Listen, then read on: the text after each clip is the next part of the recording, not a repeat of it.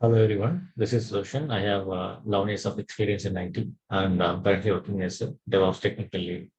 So in today's session, we are going to discuss about what is cloud computing and what is AWS. So to start with, so we need to understand about our like previous technologies before moving to cloud computing. So in the initial stages, okay, so this is just a technical roadmap.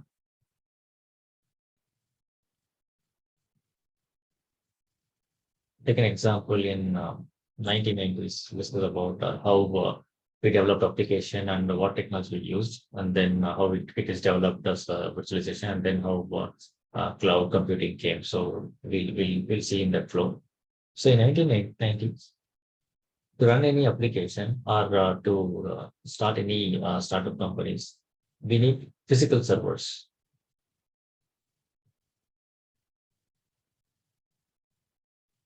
Okay. So these are all hardware example, HP or Dell or IBM hardware, whatever it is. So in this hardware, we'll install a single operating system and we'll differentiate them with web application, DB application, or backup servers, etc. So these are all operating system.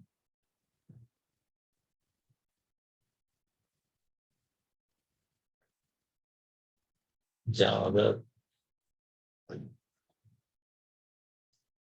DB, or any backup server for the web application. Okay. So we'll discuss about the drawbacks of this environment. So we call this environment as a physical environment.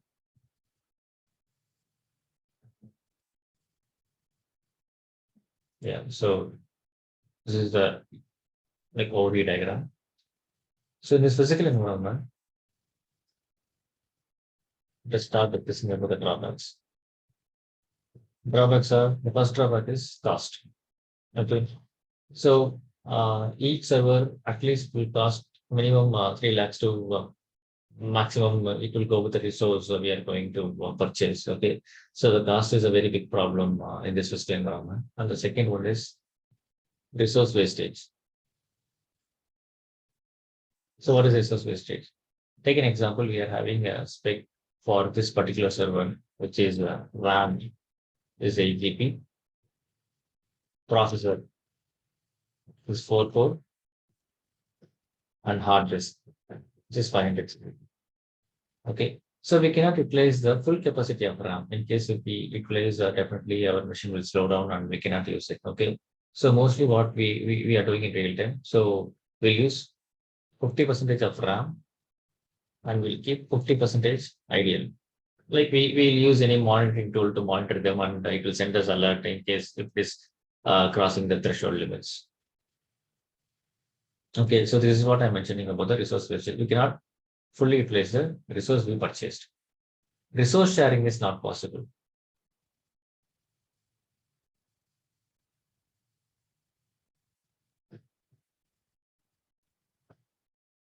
So in case if this server is having 4 GB of RAM free, okay, so this cannot be shared to another server in a live environment. Okay, they will not allow us because like removing this RAM from this cabinet is a difficult task. Like we need to remove these servers from the rack and we need to remove all the cabinets and taking out the RAM is a difficult task. Okay, so resource sharing is not possible. So to give you an idea, like how physical service looks like.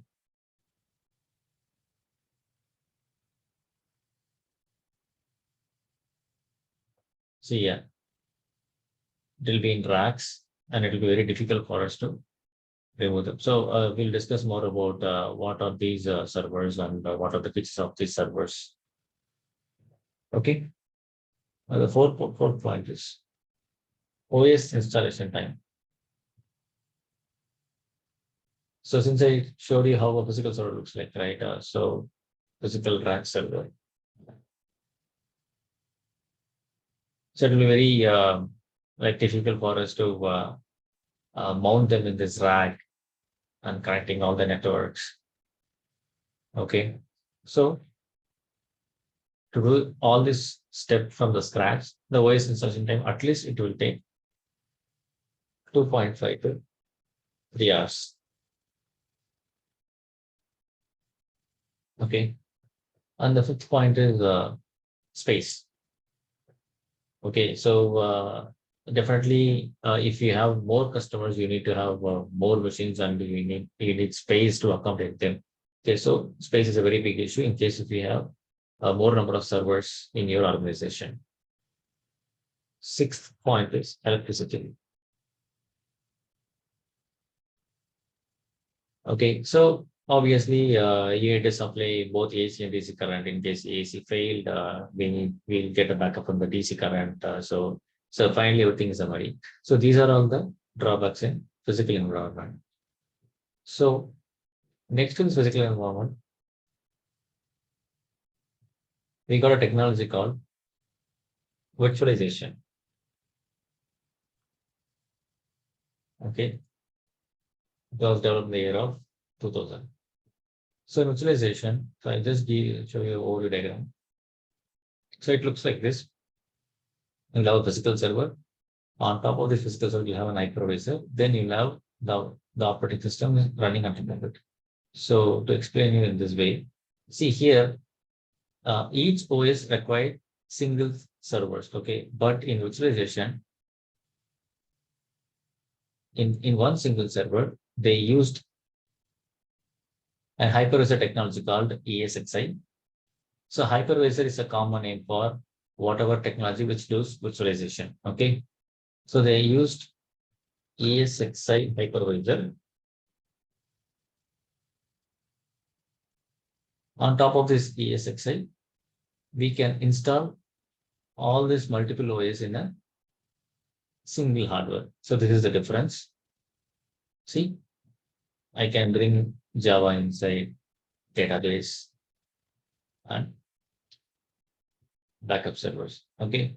So now we'll discuss about the advantages. So since here we required three different hardwares, but here a single hardware is enough. So obviously the cost has been reduced.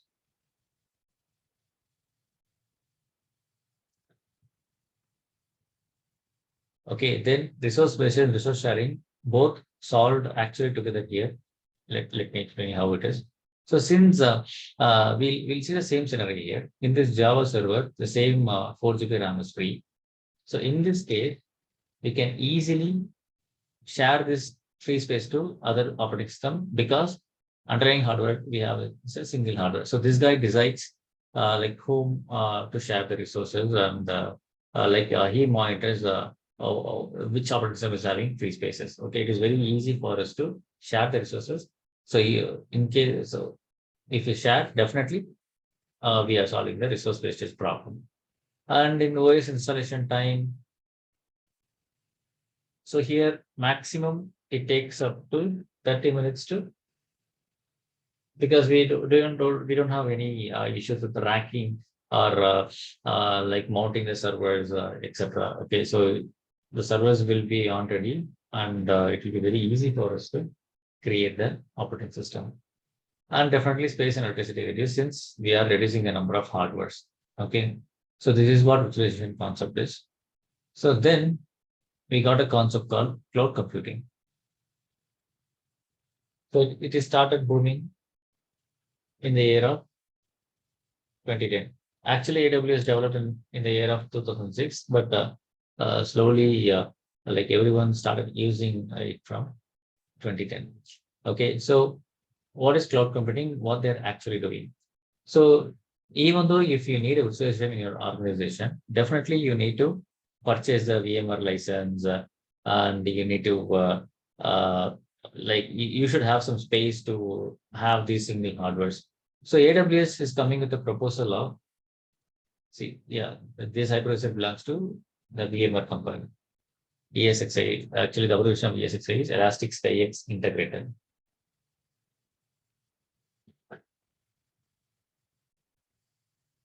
It is an OS which do virtualization like which creates multiple OS in a single hardware. Okay.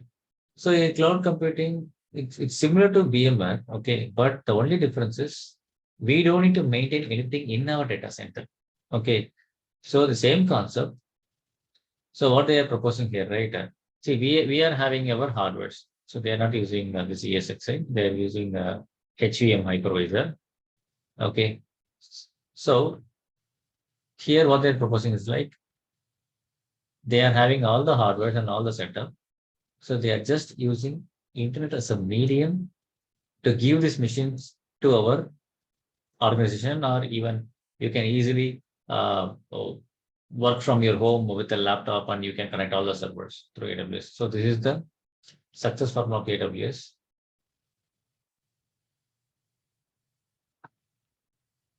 So they use only internet as a medium to give the servers to users and the organizations. Okay. So with this technology, actually, we have reduced like plenty amount of cost. Take an example, in case if you are maintaining this VMware, and I'm just giving a rough example, and it costs at least per month 1 lakh. In AWS, it will cost only up to 5,000 to 10,000 rupees. Okay, so there will be huge difference in AWS because it is a public cloud, so anyone can like purchase the cloud machines. Okay, so we'll discuss about the advantages in AWS. The first advantage point is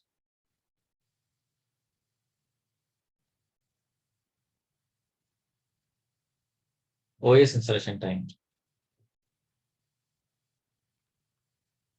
So they are having an on-demand ready concept. So with this concept, we'll get the OS within 5 minutes.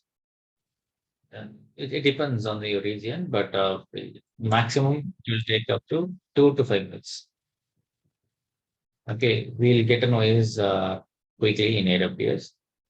And the second point is, as I told you, we don't need to care about the data center.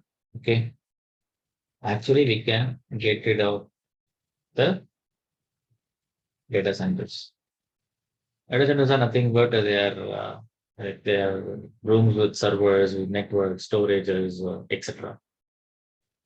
And third, actual main point is auto scaling feature is available in AWS, but not with VMware or physical environment. What is this auto scaling? So discuss about this auto scaling. We need to know about what is load balancer in IT. Okay, actually load balancer in networking. See, take an example. We are having a website which is flipkart.com. Okay. So they will not have a single web server. They will have identical web servers, like the clone of the same application servers, because one server can handle up to a count of, take an example, this server can handle up to only 100 connections per second. Okay. So even though your website is good and everything is fine, but the network capacity is only 100 customers. So they will create replicas and they will share the next set of customers to other machines. So how they are sharing? They are using a concept called load balancer. Okay, because each machine will have different IPs. We cannot give different IPs to customers. They should have a common IP. So LB itself will generate a common IP that will be given to customers, and depends on the load, it will share the user connections to the underlying machines, which is the web servers. So this is what load balancer is.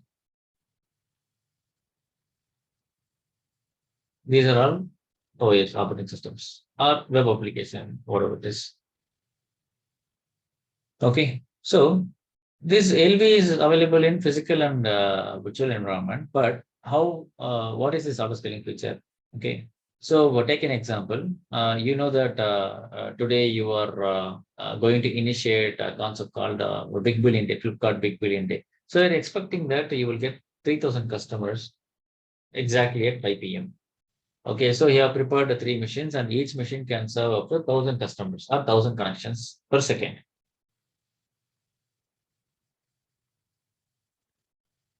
Okay, so like the time has arrived and we are going to initiate the Big Billion Day. But what in case if you get 6,000 customers?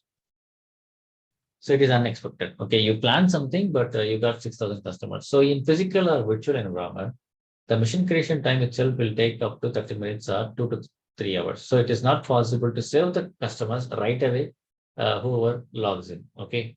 So in this scenario, it will be very difficult for us to increase the machine and to serve the customers in physical or virtual environment.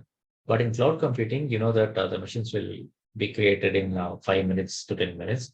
So in this situation, we have a concept called auto scaling. That feature will automatically build the machines. Okay, depends on the load and it will attach it to the load balancers.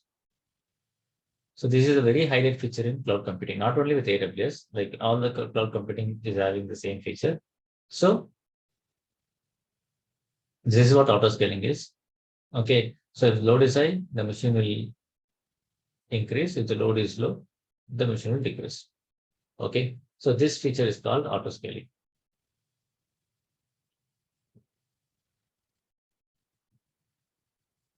Okay. So yeah, so this is what a cloud computing is. Cloud computing is nothing but we have few providers like not only AWS, like example, we have AWS, Azure, GCP, blah blah blah. So these three are the market leaders currently. Okay, and the AWS is the like still holding the number one place in cloud computing. Okay, so this is nothing but these guys are having a data center and they are using internet as a medium to share the machines to us. This is what cloud computing is. Okay.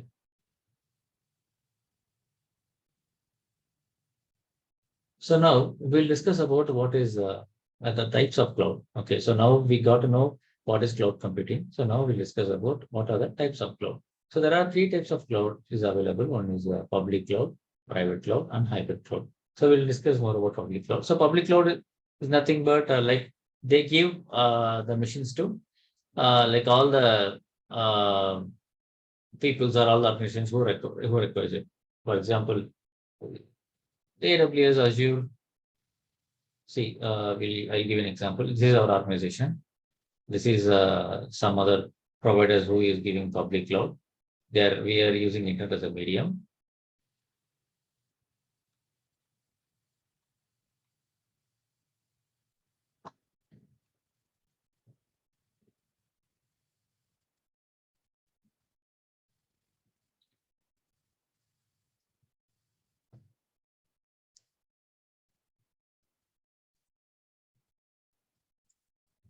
Okay.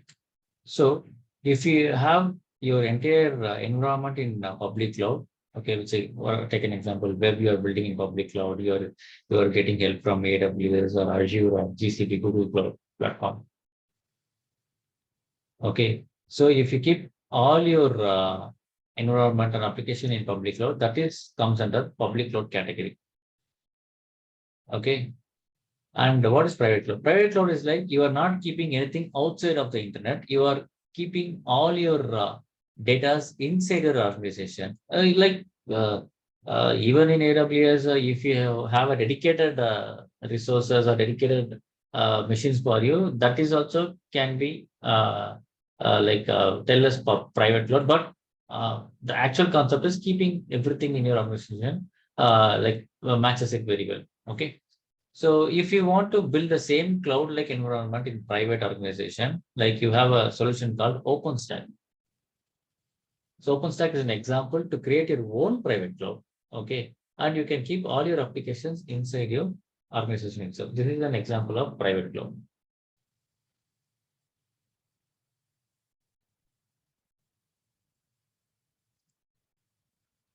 Okay. So now what is a hybrid cloud? So hybrid cloud is nothing but it's a combination of public and private cloud. Okay, which means you are keeping some set of data, so non-critical data in public and critical data in private. So this combination is called hybrid cloud. Okay, this is just an example. Okay, it depends on the company, the scenario will reverse, but I'm just giving an example. Like non-critical applications or non-critical data, I'm keeping it public cloud, and critical application data, I'm keeping it in private cloud. So this is called hybrid cloud. Okay, it's very simple. And the next concept we have is services of cloud. Okay, so IaaS, PaaS, as infra as a service, platform as a service, and software as a service. Okay, so yeah, we'll discuss it in a bit. So IaaS is nothing but in later on in other sessions, we'll see more about these two concepts, IaaS and SaaS, and I'll tell you where these concepts matches. So now for our understanding, so IaaS nothing but in AWS term, I'm telling, we will in AWS we will not get any access to the physical environment or nothing. We get only the OS access. Okay. So in IaaS we'll have full control to operating system. Okay, then we have full control to whatever software we can install, and we have full control to develop on top of the software. This is what IaaS is. Will be getting OS control. We'll be getting what app we need to install, and we will be getting what we need to develop. Okay.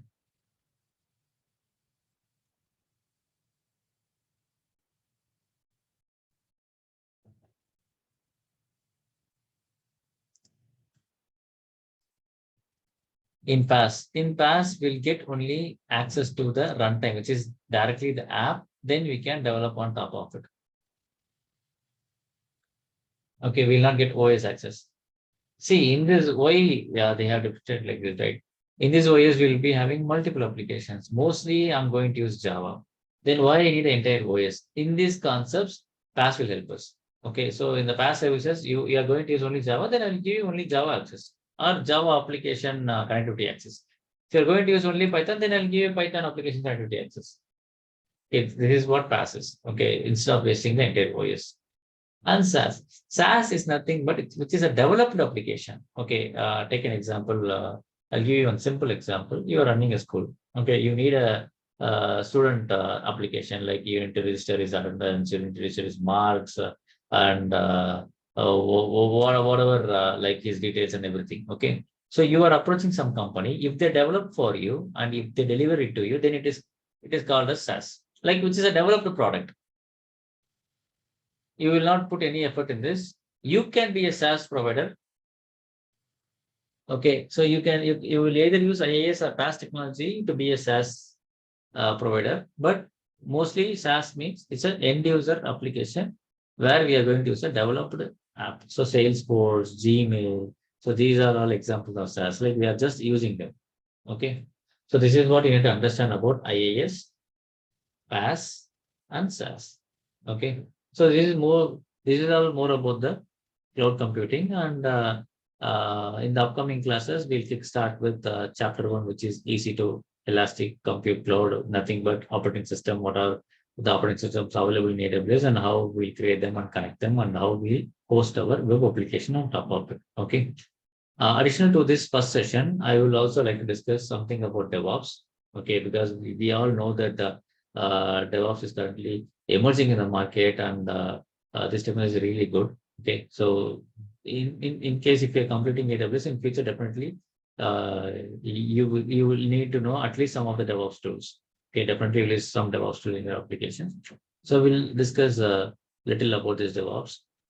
Okay, so what is DevOps? DevOps is nothing but we are going to connect multiple tools, okay, multiple softwares to maintain the software lifecycle management, which means from the release to delivering it to the customer. Okay, the entire flow we are going to automate it by using some tools. Okay, so before DevOps, let us discuss what are the problems, and now we'll see about how DevOps solve the problem. Okay, so these are all just a simple example tools for DevOps. Okay, so here we are going to use in case in future if you are going to take DevOps session from us, then like we'll add the most important tools which is needed in the market in our course.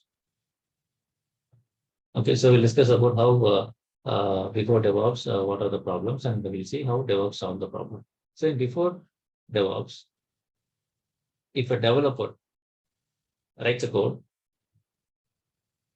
okay, so he cannot simply keep the code locally in his system. Okay, he should have a centralized repository. Okay, so yeah, in DevOps, like we have a tool called Git. There, it will maintain all the repositories. So we'll discuss about, okay, he developed something. Okay, so before the development itself, in case if you request a system or server, okay, from system admins, Okay, so definitely it will take some time for them to build this machine and to deliver to the developers. Okay, then after that, what will happen? They will give the developed application to testers. Okay, so if this chain breaks anywhere, because mostly this chain is a manual chain. Okay, if this chain breaks anywhere, then everything will be started from the beginning, or we will definitely face a time wastage there. Okay, so this is what the DevOps solved. We don't need to wait for anything. So in DevOps, just simply write the flow. It's a kind of an infinity loop.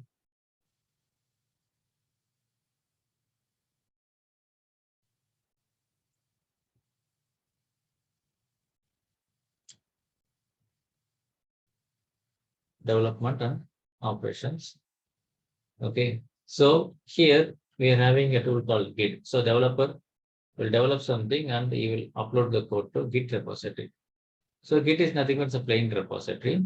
So whatever raw code is there, we should know to compile it. So take an example, we are uploading Java code, which is pom.xml code, and we should use Maven tool to compile it. Okay. So compile is nothing but like making the software out of the raw code. Okay. Just packaging the raw code as a software.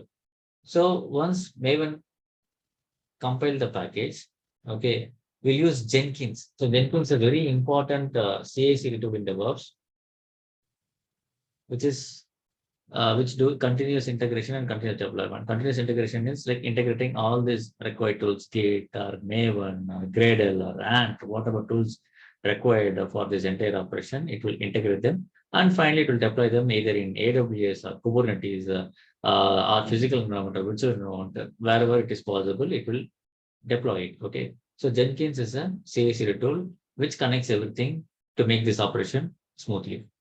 Okay, so the once it is compiled, so Jenkins is having the capacity to move this code either to Nexus, like the package to Nexus, because Nexus maintains all the artifacts, packages, otherwise known as artifacts.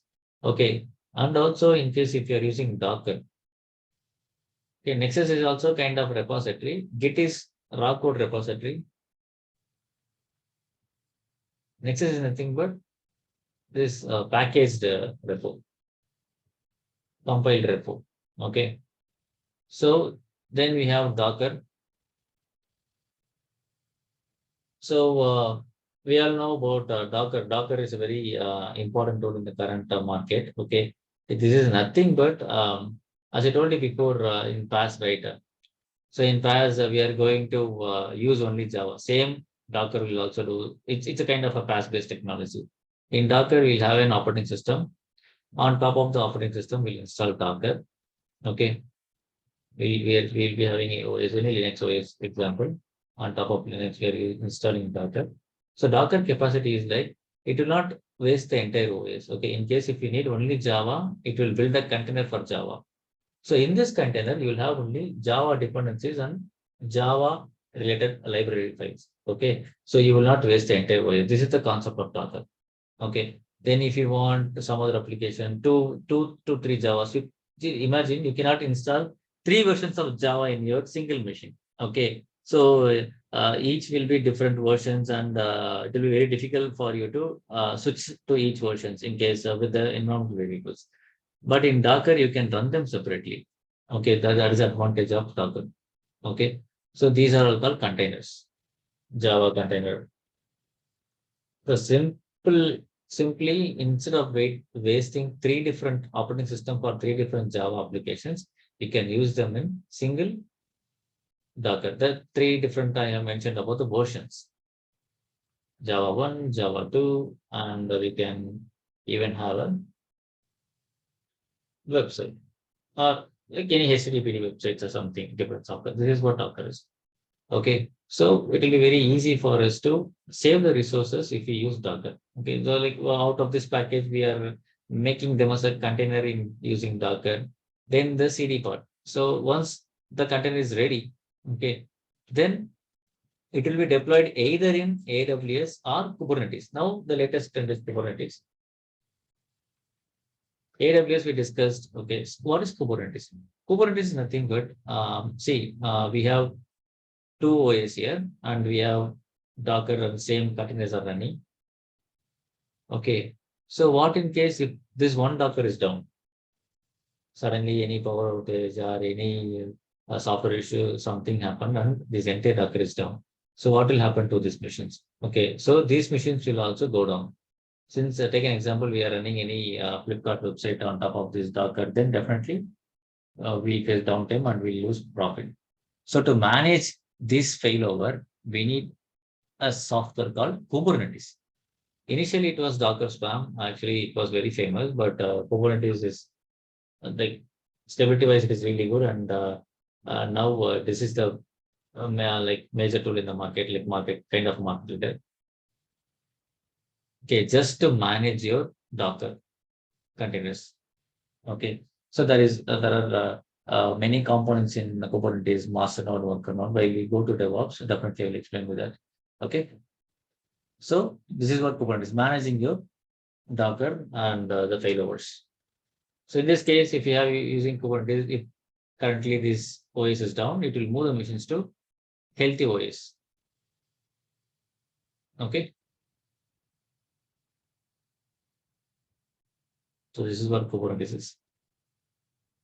So I have deployed, and after deployment, we use some configuration tools.